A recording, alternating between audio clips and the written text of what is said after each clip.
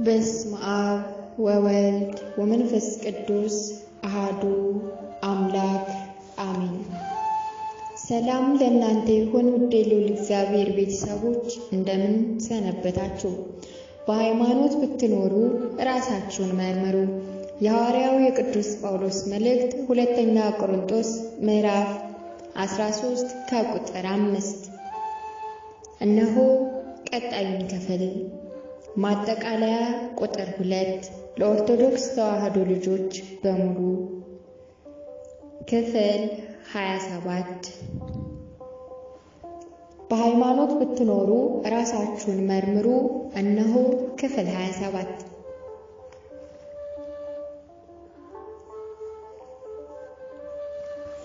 ክርስትና የመገለጥ ሃይማኖት ነው።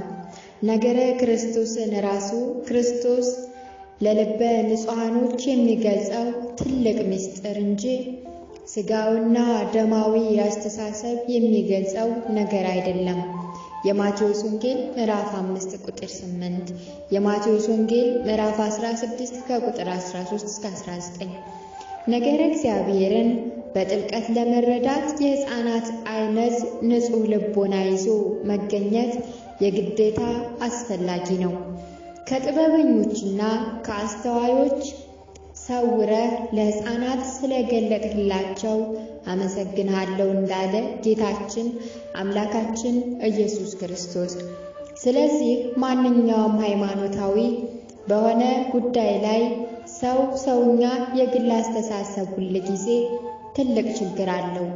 ያም አባቶቻችን ከተጓዙበት ጠባብ የእምነት ጎዳና አውጥቶ ይጥላል። ችግሩ በሥጋዊና ደማዊ አስተሳሰብ የእግዚአብሔር ምስጢር ማወቅና መረዳት አለመቻል ብቻ አይደለም፣ ሌላም ችግር አለው። ለክፉ ድንቁርና አሳልፎ ይሰጣል። አዎ ያደነቁራል። እግዚአብሔርን እንደ እግዚአብሔርነቱ መጠን ስላላከበሩትና ስላላመሰገኑት የሚያመካኙት አጡ። ነገር ግን በሐሳባቸው ከንቱ ሆኑ። የሚያስተውለውም ልባቸው ጨለመ። ጥበበኞች ነን ሲሉ ደንቆሮ ሆኑ ነው ያለው ሐዋርያው በሮሜ መልእክቱ ምዕራፍ 1 ቁጥር 21። ደግሞ እውነቱን እንነጋገርና ነገረ እግዚአብሔርን በተመለከተ የዘመኑ ትውልድ ድንቁርናችን የተገለጸው ጥበበኞች ለመሆን በምናደርገው ጥረት ሳይሆን በአላዋቂነታችንና በሞኝነታችን ነው። እግዚአብሔር ግን ያለማወቅን ወራት አሳልፏል። በዚህ ማጠቃለያ ላይ ለውድ ኦርቶዶክሳውያን ወገኖቼ ሁሉ ላስተላልፍ የምፈልገው ዋነኛ መልእክት ቢኖር ይህ ነው። አንድ ነገር በድጋሚ ልንገራችሁ። ክርስትና የመገለጥ ሃይማኖት ነው። ቅዱሳን አባቶቻችን ክርስትናውን በትክክል በሕይወታቸው ይኖሩት ስለነበር ነው ክርስቶስን ያገኙት። እነ አባ ቢሾይ እግሩን እስኪያጥቡት ድረስ ክርስቶስ በሕይወት ዘመናቸው በሥጋ ተገልጦላቸዋል። ነገረ ክርስቶስንና በአጠቃላይ የክርስትናውን በጥልቀትና በትክክል ለመረዳት የቅዱሳን አባቶቻችንን መንገድ መከተል ግድ ነው። እምነታቸው ምን ነበር? ምን አይነት ሕይወት ይኖሩ ነበር? ትምህርታቸውና ሥርዓታቸውስ ምን ነበር? መጽሐፉም የድሮውን ዘመን አስብ፣ የብዙ ትውልድንም ዓመታት አስተውል፣ አባትህን ጠይቅ ያሳውቅህማል፣ ሽማግሌዎችንም ጠይቅ ይነግሩህማል። ኦሪት ዘዳግም ምዕራፍ 32 ቁጥር 7 ስለሚል እንደ ሐዋርያው አገላለጽ የመጀመሪያ እምነታችንን እስከ መጨረሻው አጽንተን ብንጠብቅ የክርስቶስ ተካፋዮች ሆነናል ነውና የሚለው ዕብራውያን ምዕራፍ 3 ቁጥር 14። ለአበው አንድ ጊዜ ብቻ ፈጽሞ በተሰጠችው የእምነት ጎዳና ለመጓዝ የእነርሱን አሰረ ፍኖት መከተል የግድ ነው። የይሁዳ መልእክት ምዕራፍ 1 ቁጥር 3። ስለዚህ በአጭሩ ሲጠቃለል በክርስቶስ ያለንን ጽኑ እምነት በሥራ ገልጸን በጾም በጸሎት በስግደት በምጽዋት ተግተን በምግባር በትሩፋት ታንጸን በንስሐ ሕይወት ተመላልሰን ይበልጥ ደግሞ ወደ ሥጋው ደሙ በቀረብን ቁጥር ያኔ ክርስቶስ በሕይወታችን ሲገለጥ እናየዋለን። አዎ ያኔ ነው የክርስትናውን ምንነት በቀላሉ የምንረዳውና ራሱ እግዚአብሔር መንፈስ ቅዱስንም በእውነተኛው የሕይወት መንገድ የሚመራን። ክርስትና ዕለት ዕለት በተግባር የሚኖሩት የፍቅር ሕይወት እንጂ እንዲሁ ፕሮፓጋንዳ ይመስል በሐሳብ እንዲህ ነው እየተባለ የሚለፈለፍ ነገር አይደለም። በእርግጥ በጣም ደካሞችና ዘመናውያን ስለሆንን አባቶቻችን የኖሩትን አይነት ሕይወት መኖር አንችልም።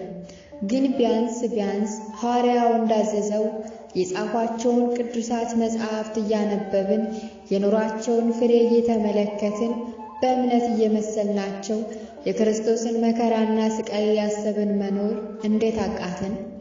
ዕብራውያን ምዕራፍ 13 ቁጥር 7። ዋናው ማወቅ ያለብን ነገር ክርስትና እኛ አሁን በሕይወታችን እየኖርንበት ካለው ሕይወት ያለፈ ትርጉም ነው ያለው። እኛ የዚህ ዘመን ክርስቲያኖች ክርስትናውን እኮ ገና ኖረንበት አላየነውም። ነጠላ ለብሶ ጧት ማታ ቤተ ክርስቲያን መመላለስ ብቻ በራሱ የክርስትና መገለጫ ነው ብዬ አላምንም። ዘፈን መስማት ትተን መዝሙር ስላዳመጥን ብቻ ወደ ቤተ ክርስቲያን ቀርበናል ለማለት አያስደፍረንም። አሊያም የሞባይል ሚሞሪዎቻችንን በመዝሙር ስለተሞሉ ብቻ መንፈሳውያን አያስብለንም። ለዛውም በትክክል ኦርቶዶክሳዊ ሥርዓትን ያልጠበቁ መዝሙራትን ስለሰማንና ስለዘመርን ነው ራሳችንን መንፈሳዊ ሰው ወይም አገልጋይ አድርገን የምናየው። የአብዛኞቻችን የክርስትና መመዘኛ መስፈርቶቻችን ምድራዊ የሕይወታችን ስኬት ስለሆነ ቤተ ክርስቲያን መጥተን እንኳ እንዲሰበክልንና እንዲዘመርልን የምንፈልገው ስለ ምድራዊ ሕይወታችን ነው። እስቲ አውደ ምሕረት ላይ የሚሰጡ ምስክርነቶችን ልብ እንበላቸው።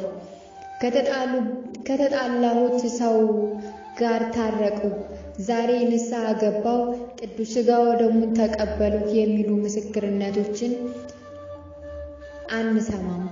ይልቁንም ሥራ አገኘው፣ ኮንዶሚኒየም ቤት ደረሰኝ፣ ዩኒቨርሲቲ ገባው፣ ተመረቅኩ፣ ዲግሪ ደረሰኝ፣ እነዚህንና መሰል ምስክርነቶችን መስማቱ የተለመደ ነው። በሕይወታችን ስለተደረገልን መልካም ነገር መመስከርና ማመስገን የለብንም እያልኩ አይደለም ያለሁት። ክርስትናችንን ይበልጥ ሥጋዊ በሆኑ ነገር ለምን እንመዝነዋለን ለማለት ያህል እንጂ። ቆይ እነዚህ ነገሮች ባይሟሉልንስ? የምናመልከው አምላካችን ከሚነደው እሳት ያድነን ዘንድ ይቻላል? እርሱ ባያድነንም እንኳን ተብሎ ነበር እግዚአብሔር ሊመለክ የሚገባው። ትንቢተ ዳንኤል ምዕራፍ 3 ከቁጥር 17። እናም በአጠቃላይ ለኛ ምድራዊ ሕይወት መለወጥ ብሎ ክርስቶስ እንዳልተሰቀለ ልንረዳ ይገባል መልእክቴ ነው። ሌላው ሳልጠቅስ የማላልፈው ጉዳይ ቢኖር በቅድስት ተዋሕዶ ቤተ ክርስቲያን ውስጥ በግልጽ የሚታይ ትልቅ የአሰራር ችግር እንዳለ ይታወቃል። ጎጠኝነትና ዘረኝነት፣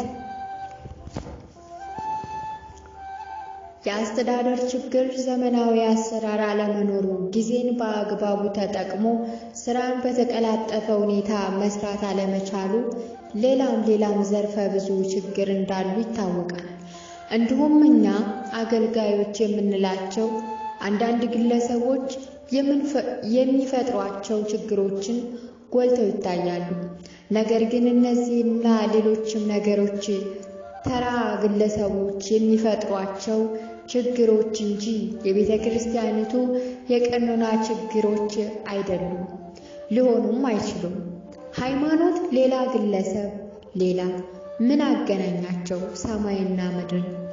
ሆኖም ይህንን በውል ያልተረዱ አንዳንድ የዋህ ምዕመናን በሰዎች ተሰናክለው ከቅድስት ቤተ ክርስቲያን የራቁ ብሎም ወደ ሌላ እምነት ሰተት ብለው የገቡ ብዙዎች ናቸው። ይህ በእርግጥ ክርስትና በቆሻሻ በረት ውስጥ ተጀምሮ በሻካራ መስቀል ላይ የተጠናቀቀ የመከራ ጉዞ መሆኑን በትክክል ካለመረዳት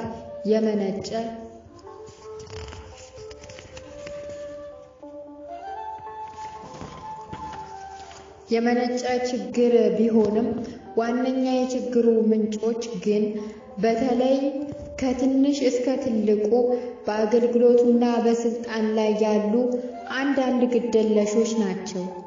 አንዳንድ ማለቴን ልብ በሉልኝ፣ ጥቂት ግለሰቦችን ነው ጉዳዩ የሚመለከተው።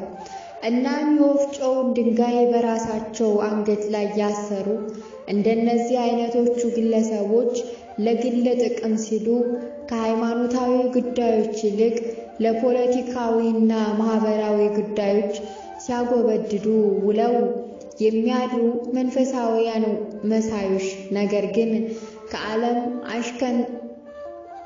አሽከንታብ ያልተላቀቁ ምድራውያን ናቸው። በገዛ ደሙ የዋጃትን የእግዚአብሔርን ቤተ ክርስቲያን ትጠብቁ ዘንድ ለመንጋ ሁሉና ለራሳችሁ ተጠንቀቁ። የሐዋርያት ሥራ ምዕራፍ 20 ቁጥር 27 ተብሎ የተነገረው ለእርሱ መሆኑንም አያውቁትም፣ እንዳውቁትም አይፈልጉም።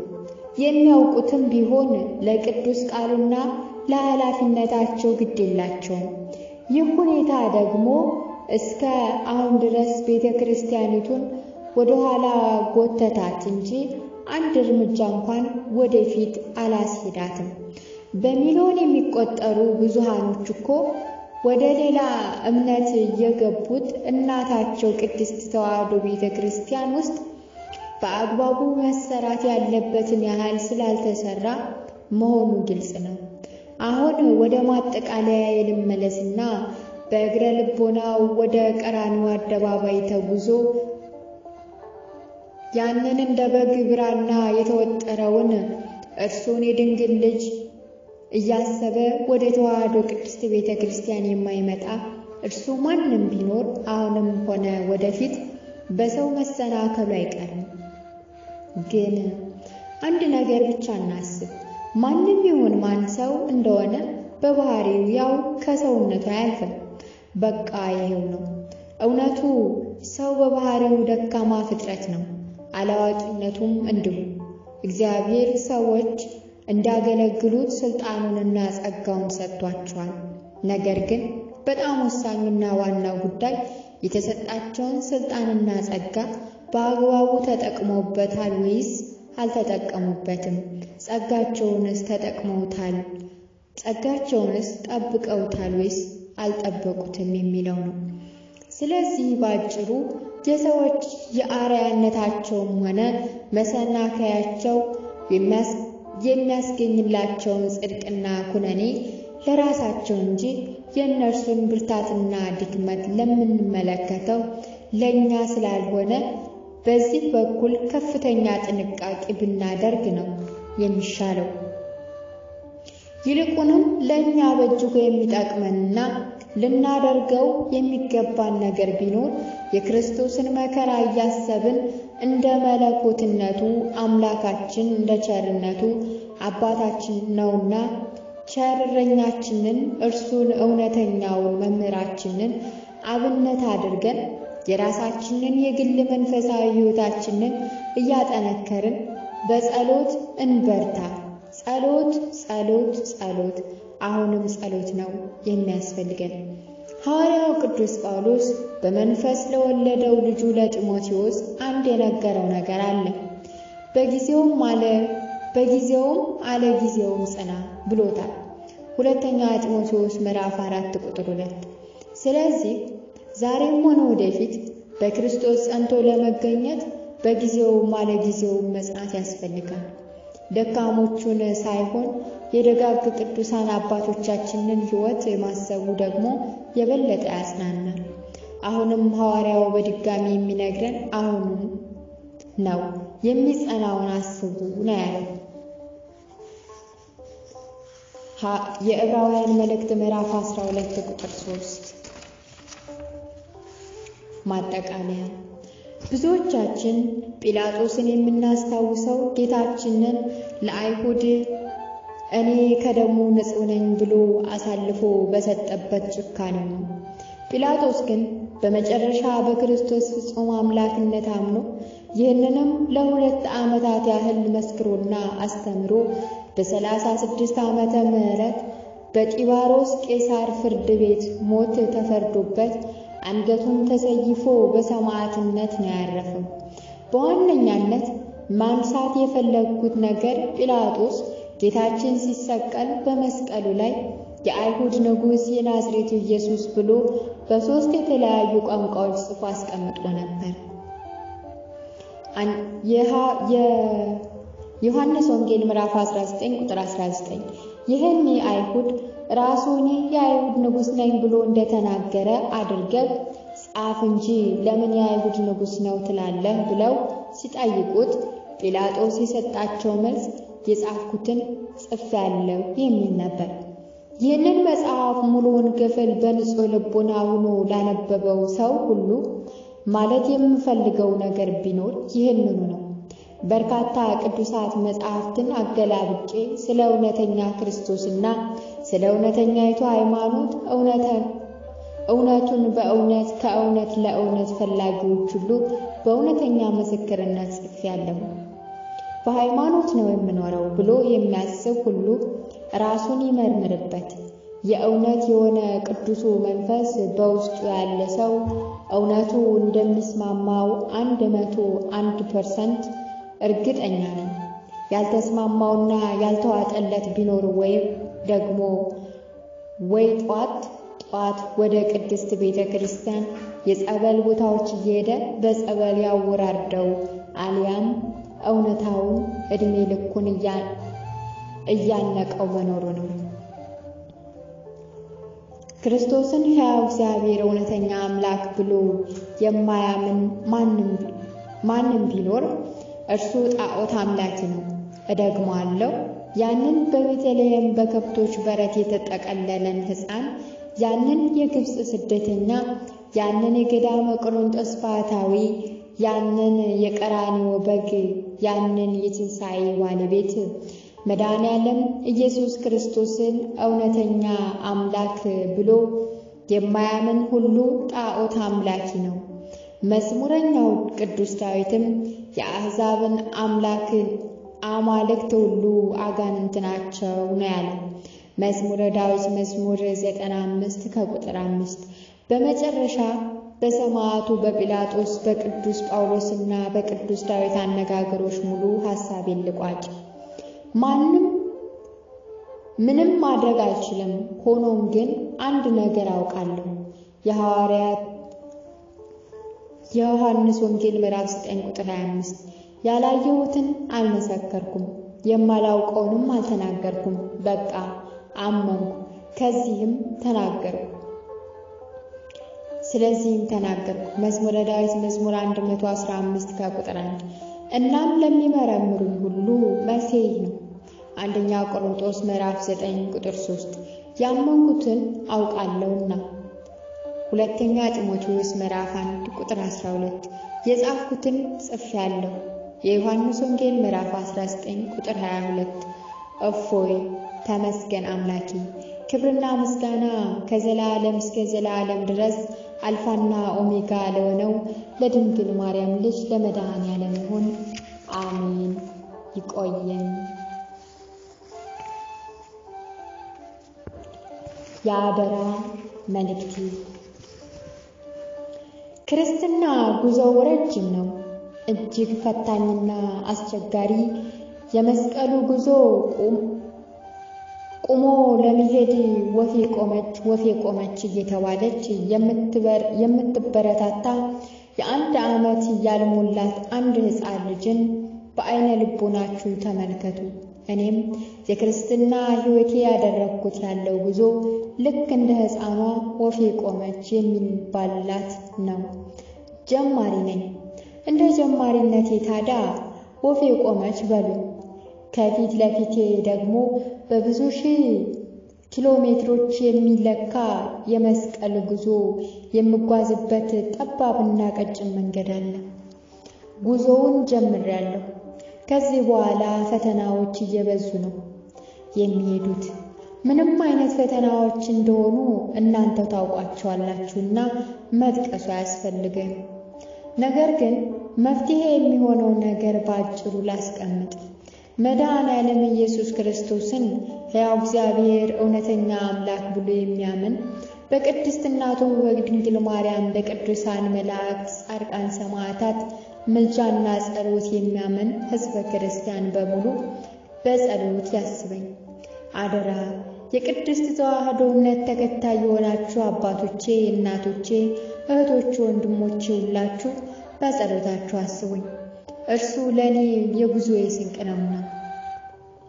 ቁጥር 2 መጽሐፉ በተመሳሳይ ዓላማና ይዘት ገቢውም እንዲሁ ለቅድስት ቤተ ክርስቲያን ሆኖ በቅርቡ ይታተማል። በይዘቱ ይበልጥ ሥርዓተ ቤተ ክርስቲያን ላይ ያተኩራል። መቅደሴን ፍሩ፣ ቤቴ ጸሎት ቤት ናት ተብሎ ነውና የተነገረ። በእውነት በቤቱ እንደሚገባን ሆነን ነው እየተመላለስን ያለ ነው። ሐዋርያትስ ሁሉ በአግባቡና በሥርዓት ይሁን። አንደኛ ቆሮንቶስ ምዕራፍ 14 ቁጥር 40። ያለ ሥርዓት የሚሄዱትን ገስጿቸው። አንደኛ ተሰሎንቄ ምዕራፍ 5 ቁጥር 14። ያለ ሥርዓት ከሚሄድ ወንድም ሁሉ ትለዩ ዘንድ በጌታችን በኢየሱስ ክርስቶስ ስም እናዛችኋለን። ሁለተኛ ተሰሎንቄ ምዕራፍ 3 ቁጥር 6 እያሉ ለምን አዘዙ? ሥርዓት ለምን አስፈለገ? በሚሉት ርዕሰ ጉዳዮች ላይ በጥልቀት ያተኩራል። ታትመው ገበያ ላይ የማይገኙትንና ያልዋሉ የጽሑፍ መረጃዎች ያላቸው ሁሉ መረጃዎቻችሁን በግል አድራሻዬ ቦታ አድርሱኝ ይላል የመጽሐፉ አዘጋጅ ሐሰን አሊ ወይም ገብረስላሴ። ውድና የተከበራችሁ የልዑል እግዚአብሔር ቤተሰቦች፣ እነሆ በሃይማኖት ብትኖሩ ራሳችሁን መርምሩ። የሐዋርያው የቅዱስ ጳውሎስ መልእክት ሁለተኛ ቆሮንቶስ ምዕራፍ 13 ቁጥር 5። በሃይማኖት ብትኖሩ ራሳችሁን መርምሩ የተሰኘው ቅዱስ መጽሐፍ እነሆ ከመጀመሪያ እስከ መጨረሻ ንባቡን ይመስል ነበር። እነሆ ተፈጸመ። ከመጽሐፉ ብዙ ሃይማኖታዊ ትምህርቶችን እንዳገኛችሁበት ባለሙሉ ተስፋ ነኝ። ኮልታፋውን አንደበቴን ሳትሰለቹ ስላዳመጣችሁኝ ከልብ አመሰግናለሁ። አነሳስቶ ላስጀመረኝ አስጀምሮ ላስፈጸመኝ ለልዑል እግዚአብሔር ክብርና ምስጋና አምልኮትና ውዳሴ እስከ ዘላለሙ ድረስ ይሁን። አሜን። ይቆየን። ወስብሐት ለእግዚአብሔር ወለወላዲቱ ድንግል ወለመስቀሉ ክብር ለዓለም ዓለም አሜን። ይቆየን።